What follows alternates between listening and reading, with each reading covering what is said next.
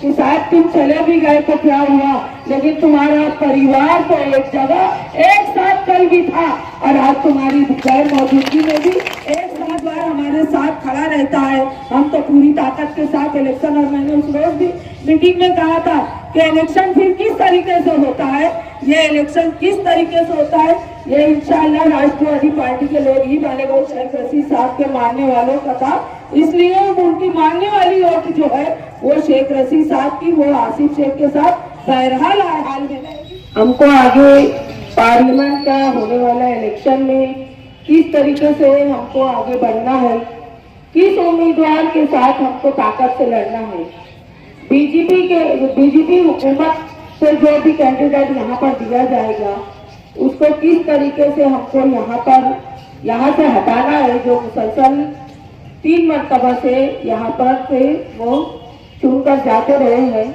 और हमारे जो सेकुलर उम्मीदवार है उसकी हमेशा से हार होती चली गई है। लेकिन इस मरतबा इतनी ताकत के साथ हमको ये पार्लियामेंट का इलेक्शन लड़ना है, और ये इलेक्शन इसलिए लड़ना है कि सबसे पहले तो ये बीजेपी हुकूमत को अगर हम हटाने में इस मरतबा नाकाम हो गए तो ये समझ लीजिए कि हमारा जो बचा खुचा संविधान जो अभी है वो भी खत्म कर दिया जाएगा। और ये लोग, मैं तो मेरा तो ऐसा मानना है कि ये लोग आगे से इलेक्शंस भी नहीं लेंगे, ये सिर्फ खुद बीजेपी हुकूमत अपनी ताकत के साथ वहां पर हमेशा विराजमान रहने वाली है। अगर हमको संविधान बचाना है तो हमको इस हुकूमत को गिराना होगा और इसके कैंडिडेट को हर जगह से गिराकर और हमको बीजेपी की हुकूमत का खात्मा करने के लिए हम सबको, मालेगांव शहर के तमाम भाइयों को, बहनों को, तमाम लोगों को एक साथ एकजुट होकर उनको खत्म करने के लिए बड़ी ताकत का मुजाहरा करना है।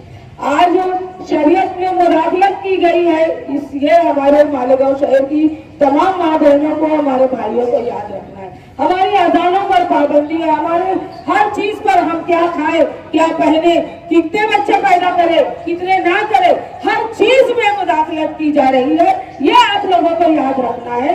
इसके लिए आप सब तमाम लोगों को एक साथ ताकत के साथ ये इसका खात्मा करना है। कैंडिडेट चाहे कोई भी आए हमारे सामने, लेकिन वो सेकुलर होना चाहिए। बीजेपी के कैंडिडेट के साथ हमारे कोई भी मुसलमान भाई, हमारे मालेगांव शहर का कोई भी होता उसके साथ कभी नहीं जाएगा। हमको इसमें ये मशवरा करना है। और अभी आसिफ शेख का हमने नाम वापस नहीं लिया है, हमने अभी पार्लियामेंट इलेक्शन लड़ेंगे या नहीं लड़ने वाले हैं, हमने ऐसा अभी नहीं कहा है। अभी आसिफ शेख खुद एक उम्मीदवार है। अगर हमारे सामने ऐसा कोई विषय आता है तो हमारे अंदर इतनी ताकत है, हम आसिफ शेख को लड़ा देंगे। और इंशाअल्लाह मुझे मेरे मालेगांव शहर की आवाम पर पूरा भरोसा है, पूरा इत्मीनान है। शेख रशीद साहब का भी इत्मीनान रहा करता था, क्योंकि वो मालेगांव शहर जो था वो शेख रशीद साहब के मानने वालों का था, इसलिए उनकी मानने वाली वोट जो है वो शेख रशीद साहब की, वो आसिफ शेख के साथ बहरहाल हाल में रहेगी कि नहीं। तो ये तो हमारा सीमी फाइनल है, सब हाथ उठाओ, बीच के लोग हाथ उठा रहे हैं। और ये इसी तरीके से हम सबको एक साथ रहते असेंबली, पार्लियामेंट के बाद असेंबली के बाद हमें कारपोरेशन इलेक्शन, हमको ये बताना है कि शायद तुम चले भी गए तो क्या हुआ, लेकिन तुम्हारा परिवार तो एक जगह एक साथ कल भी था और आज तुम्हारी गैर मौजूदगी में भी एक साथ रहा है। ये आप लोगों को साबित करना है। ये मैं इतना आप लोगों से कह रही हूँ, वक्त बहुत कम है, आप तमाम लोगों को, आसिफ शेख को भी सुनना है। लेकिन मैं फिर दोबारा बोल रही हूँ कि आसिफ शेख ने अपने इरादों को हमारे मतलब पीछे, हमारा फैसला अभी हुआ नहीं कि हम इलेक्शन नहीं लड़ेंगे, हम इलेक्शन लड़ सकते हैं। इसलिए आप लोग इत्मीनान रहो।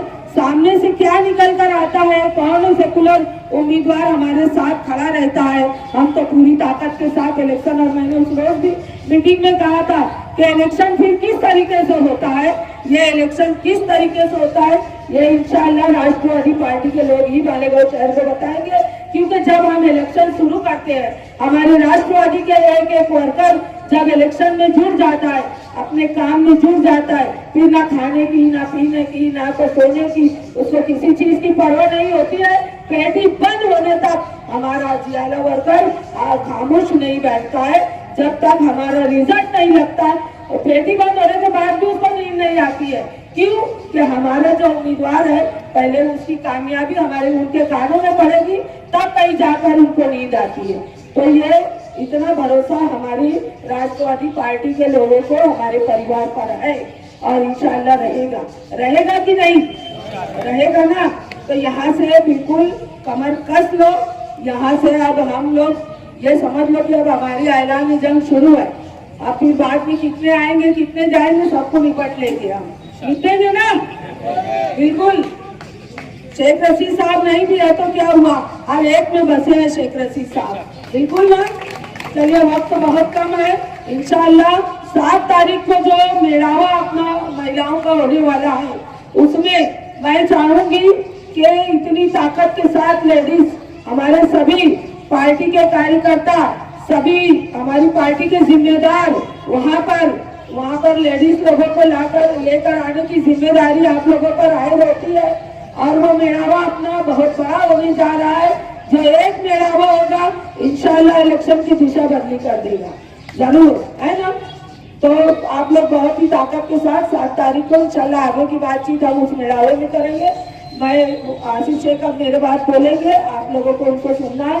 और 7 तारीख का सभी लोगों को याद रखना है। और मेरी तमाम माँ बहनों से भी गुजारिश है कि 7 तारीख आप लोग अपने जहन में बैठा लीजिए कि 7 तारीख को आप लोगों को भी सभी अपने आसपास के लोगों को ग्रुप बनाकर वहाँ पर उस मेलावे में लेकर आना है।